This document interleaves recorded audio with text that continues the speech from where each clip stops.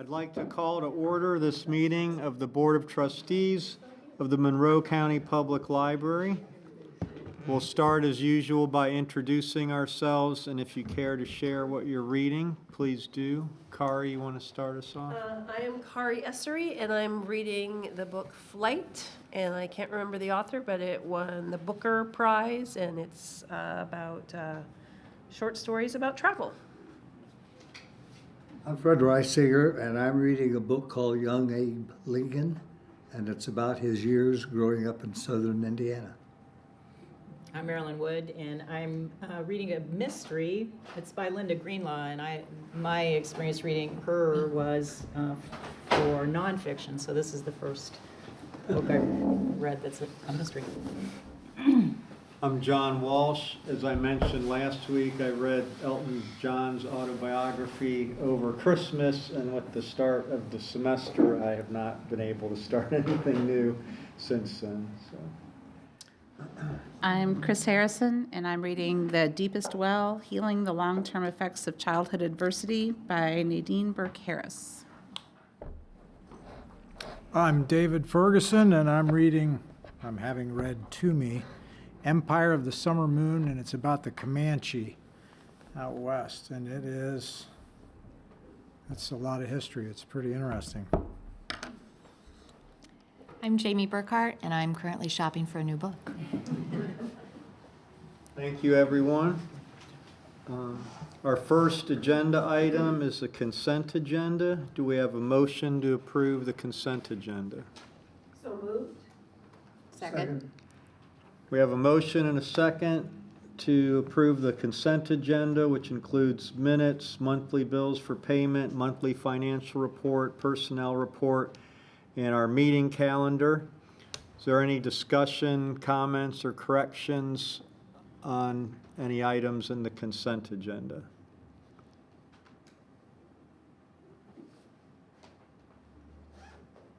Seeing none, all in favor of approving the consent agenda, please say aye. Aye. Opposed, nay. The ayes have it. And I'll turn it over to Marilyn for the director's monthly report. I don't have a lot of new things to say about it. I will be happy to answer any questions. I did just want to direct your attention to the fact that we have two different snapshots here, one that's for the month of December, and then there's a second one that's for all of 2019. Obviously, these are just highlights of our activities and not inclusive of all of the statistics that we maintain and our activities that we talk about. So I wanted to let you know that in February, there will be additional information that will really take a reflective look at all of our 29 activities. I'm happy to answer any questions about things in the director's report. With that summary next month for 2019, where possible, can we get the comparison with 2018? Yes, we will do that. Any questions or comments for Marilyn on the director's report?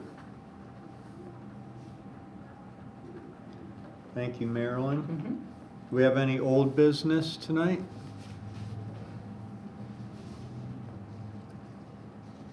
Then under new business, we have one additional action item. Do we have a motion to approve the proposal to eliminate fines? So moved. Second. We have a motion and a second. Open it up for discussion. And we have Chris here. We went over this in some detail last week at our work session.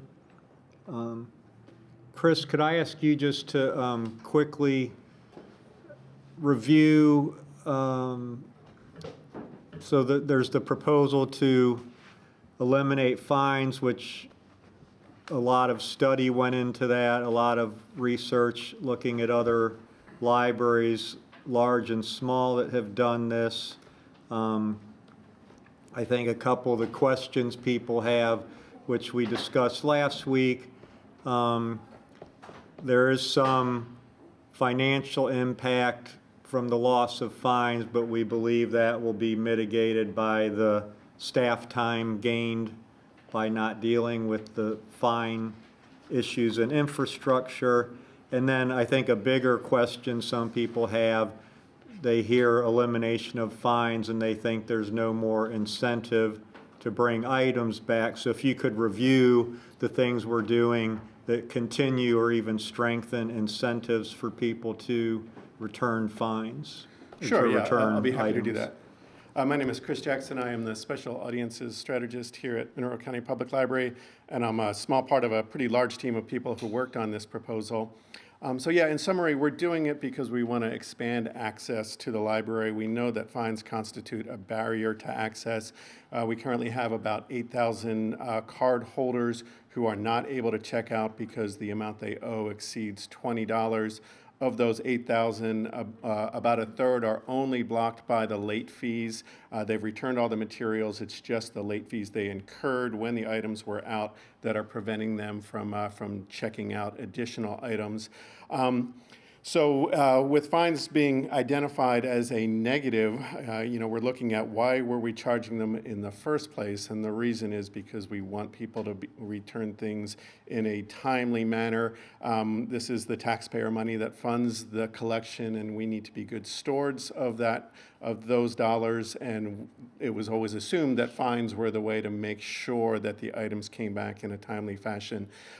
Turns out there are other mechanisms that can be used, and that's what we're adopting. So instead of being charged a fee upon returning something late, we're instead going to notify people more frequently about items that are past their due date. For people on email and telephone notification, they actually get a reminder before the due date, and then more reminders between when the item was due and when we bill. We're also moving up the billing date. Currently, under the proposal, we bill at 40 days past the last due date. We want to instead change that to cut it basically in half to 21 days, and it's 21 because that matches the 21-day checkout period for most items. So if you are behind in your borrowing, you'll get a bill for the cost of the item much more aggressively than you do currently. In almost all cases, that bill will exceed $20 because books and movies mostly cost over $20, and that becomes a hard block to continued checkout of the library. So there still is a significant penalty. The benefit to this system is the penalty is really removed entirely once the item comes back. Currently, if you return something once it's been billed, you're still going to owe us the $10 late fee that's accrued, the maximum late fee. And if your total bill exceeds $25, you're going to owe us an additional $10 for a collection agency fee. And we've learned from other libraries, we suspected, and we've learned from libraries that have preceded us in going fine-free, that people facing both the late fees and the bill sometimes just decide to hold on to the book and they're done with checking out. We want those patrons back and we want those items back, and we know from other libraries that that is indeed the outcome. So we're looking forward to increasing the number of users, people who are currently disenfranchised, people who are turned off by the idea of accumulating fines, and we also see a significant return of items that are long overdue. So just to clarify, if I wanted to keep an item and I didn't want to return it, I would be billed for the item 21 days after it was due, correct? That's correct. And then, at what point can I not check out anything else? At that point, as long as your total bill exceeds $20, so that will block you from future circ until you return the item, or if the item has been lost or damaged, then you are on the hook for that cost. Okay. And then I can get my library card back after I pay for the item or bring it back. With a clean slate, which is very different from what it is under the current policy, where you'd still owe those late fees, correct? Any other questions for Chris or other comments on the proposal?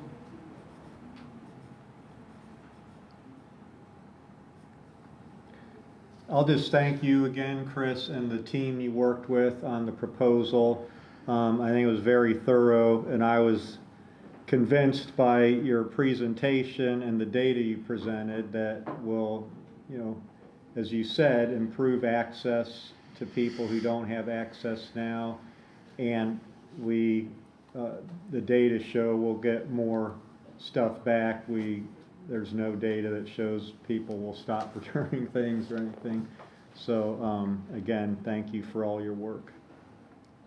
Again, I want to emphasize that I was a small part of it. So Greer Carson, Vanessa Swegman, Barbara Svensson, all people who put in at least as much time, probably more time than I did. A lot of other people contributed as well. So big team effort.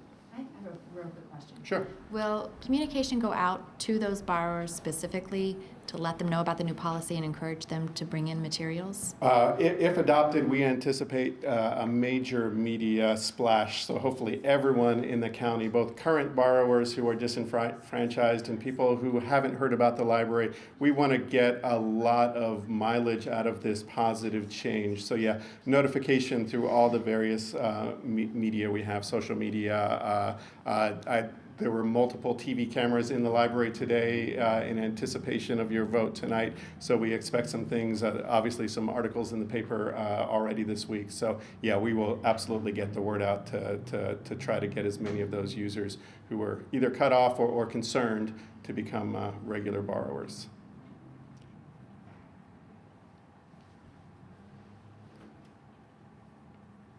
Any other comments or discussion? So we have a motion and a second to approve the proposal to eliminate fines, which the details of that include waiving collection agency fees, waiving unpaid overdue fees, and waiving replacement fees over 6 years old.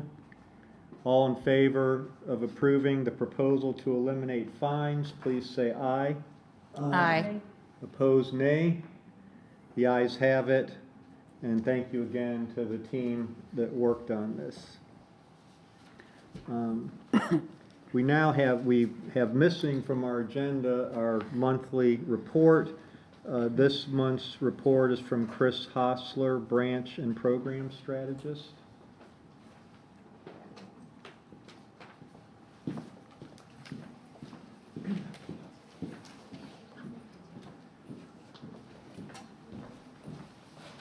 Good evening. Yay, MCPL. Fine free. I'm going to give you a quick update on just some totals for programs and attendance for programs last year, 2019, and then talk about a couple upcoming things that we have on the docket for this year. We had a total of 2,115 programs, unique programs last year, and just under 50,000 attendees for all of those. So breaking it down by audience, 31,000 and change children's attendees, about 2,500 teen attendees, and almost 8,000 attendees for adult programs. Children's and teens, those are within a 5% increase from 2018, and we saw a big jump in our adult programming. We went from 737 programs in 2018 to 880 in 2019, and gained about almost 750 attendees to those adult programs. And we've hired a lot of new adult librarians, programming staff in the last couple of years, and I think that jump is really attributable to a lot of their efforts to bring new and exciting things for adults to attend.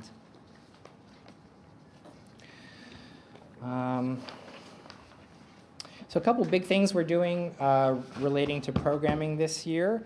The leadership team and our programming librarians will be reviewing and possibly recommending changes to our program planning procedures.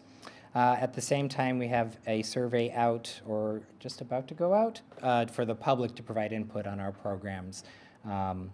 So we'll go briefly into how our current process works for planning things here.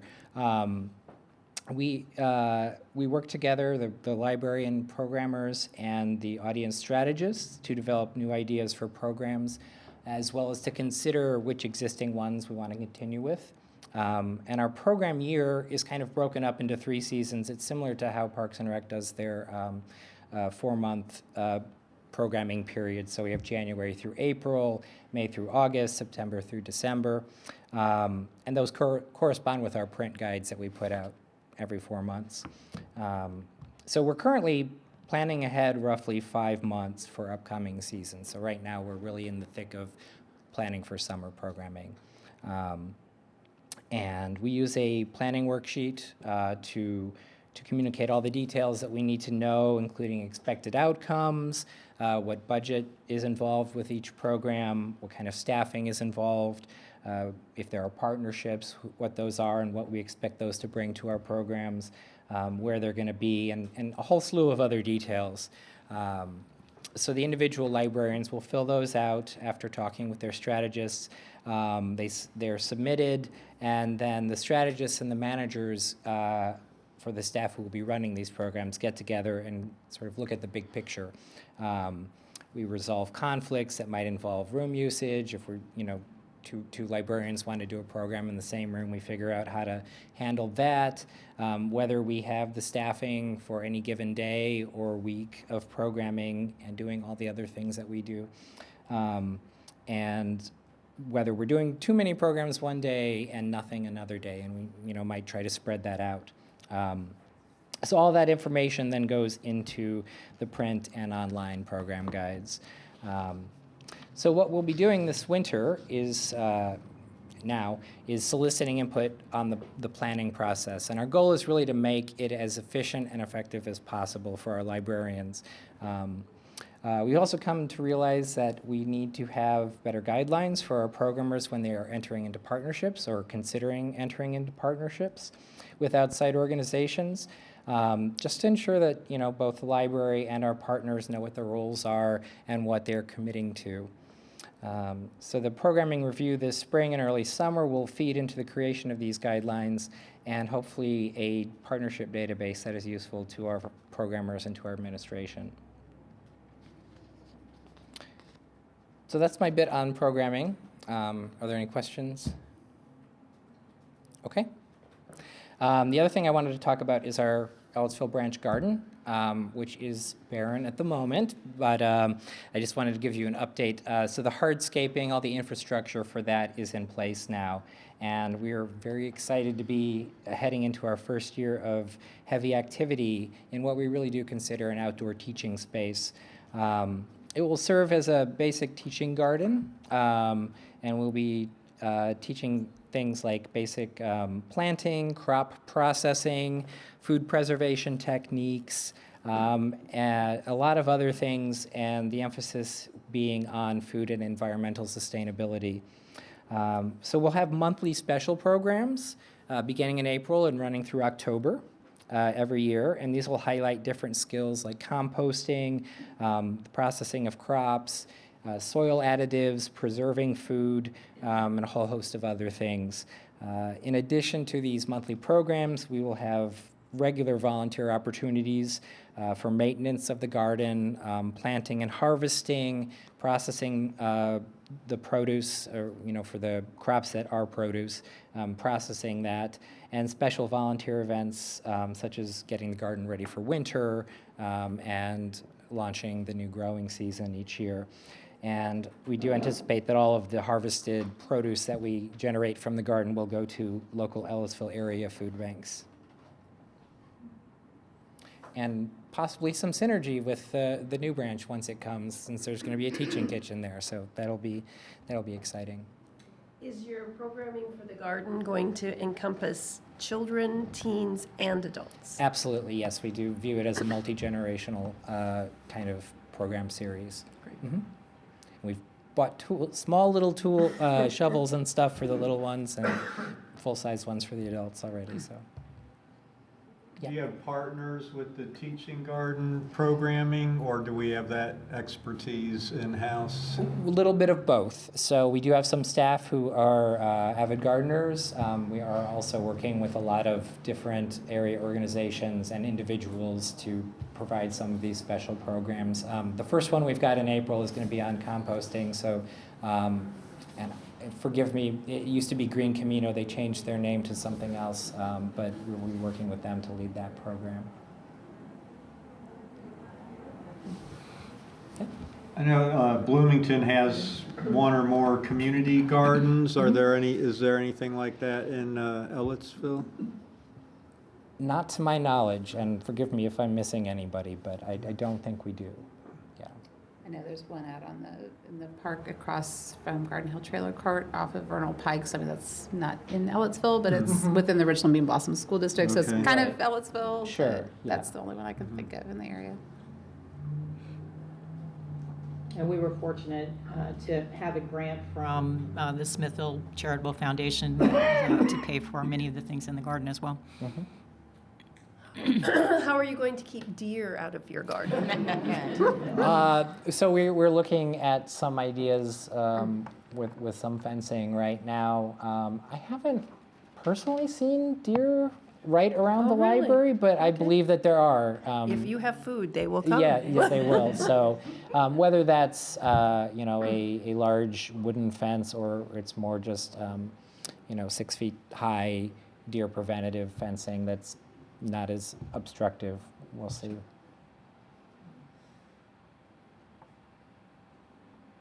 Okay, thank you. Thank you very much, Chris. The garden's exciting, and the programming work is always excellent. Whenever we get the new programming guides, we're all very impressed with the diversity and number of things we offer. So thank you to you and the teams that work on all that.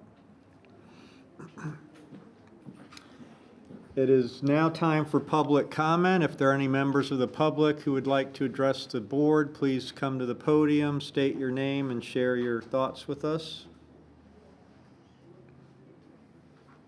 Seeing none, do we have a motion to adjourn? So moved. Second. All in favor of adjourning, please say aye. Aye. The ayes have it, and we will move immediately into our next meeting. I call to order this meeting of the Board of Finance of the Board of Trustees of the Monroe County Public Library. We have two agenda items. First is the annual election of President and Secretary of the Board of Finance, which by convention has been the President and Secretary of the Board of Trustees. Does anyone have a motion to nominate individuals for President and Secretary of Board of Finance? I would nominate John Walsh as President of the Board of Finance and Fred Reisinger as Secretary of the Board of Finance. A second. We have a motion and a second nominating John Walsh for President and Fred Reisinger as Secretary of the Board of Finance. Any discussion? Thank you for your service. All in favor, please say aye. Aye. Opposed, nay. The ayes have it. And our second agenda item is for Gary to review our investment, or provide a review of our investment report. And before I start on that, I just wanted to inform you that there won't be any documents to sign tonight because I misplaced a folder on the way over here. So they're pretty routine, and I'll bring them next time. But so regarding the finance and investment report, I'm just going to summarize the highlights and then answer questions. 2019 has been a very good year for the library financially. In our long-range plan, we were projecting an operating surplus for 2019 of about $800,000. The actual surplus turned out to be over $1.2 billion. And so I go through some of the reasons why that happened. Relatively high growth quotient, which is based on personal income for Indiana residents. Good year for investment income of about $150,000. We had a local income tax windfall, which was not in the budget, of about $200,000. And then the assessed value for the county is going up at a pretty good rate, which helps keep the tax cap credit down. So those things together are all great things, but not things that we can count on every year. So next I go into the plan for financing the construction of the new Southwest branch.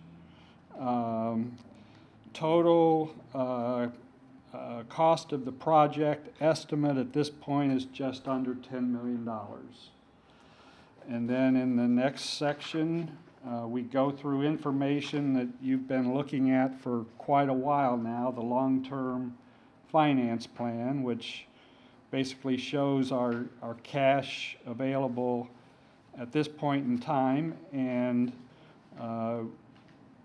where we expect to come up with the balance to fund that project.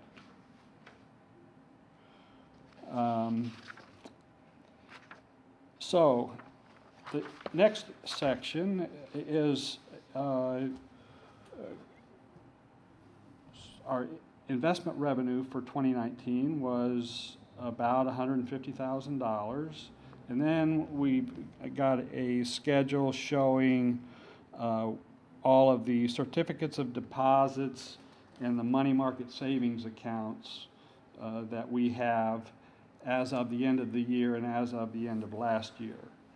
I will say that I'll send out a corrected schedule because the one number I noticed that is not right, it's from an earlier version of this report, is the money market savings balance. It's not 8,103,000. It's I'll send out a corrected report for that. And the final section is the finance and investment policy, and we have not made any changes this year. And I'll open it up for questions. Do you feel comfortable about the expenditures for the new building and where we seem to be headed? Very comfortable. That's what I thought. Good. Any other questions for Gary or comments on the report? There's nothing else to approve, is there? No. No? Just recall. Thank you, Gary. Do we have a motion to adjourn? So moved. Second.